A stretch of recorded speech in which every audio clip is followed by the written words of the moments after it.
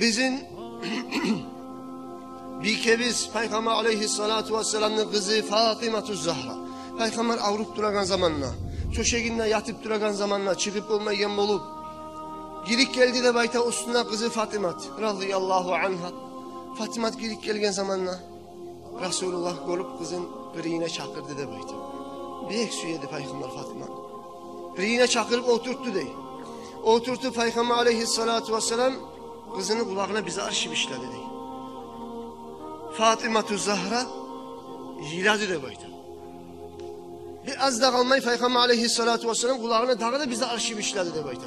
Fatıma-tü Zahra şart bulup küledi de bayta.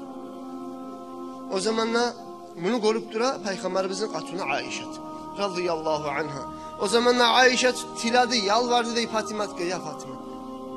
Peygamber ne etti hali sağa? Birinci yezik iladın, ikinci yezik küledin. Ne oldu, ne etti? Mağa da ait hali de bayta. O zamanla Fatıma aytma suymagan, ahırda aytgan. Birinci yezik mağa atam bildirdi degen ozu dünyadan geteceğin. Dünyadan getip ahiretka geteceğin mağa bildirdi. Şu selge yiladım ne baytgan. İkinciley meni atam mağa aytti dey. Ya Fatıma kızım, meni tukum taypamdan men dünyadan getken son birinciley geçinegan sen mi olacaksın ne baytı dey. Men suyunup şart oldum dey.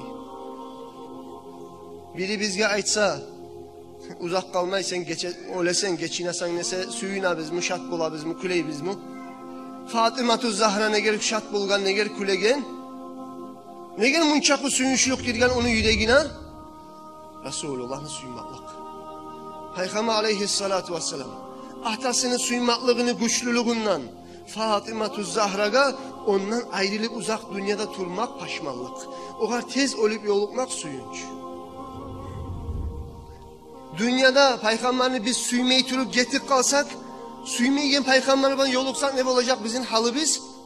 Ama Resulullah'a haşık olsak. Peygamber aleyhissalatu vesselam'ı suymak, şunu gerçekten suyu bacarsak, yolun, sünnetin, dinin yürütsek, olmak bizge suyunç olacak. Toyga baraganına yemek. Ne getirülese biz baracak biz peygamberin üstüne sallallahu aleyhi ve sellem ashabaların üstüne. Onlar yolukmaktan artık suyunç var mı?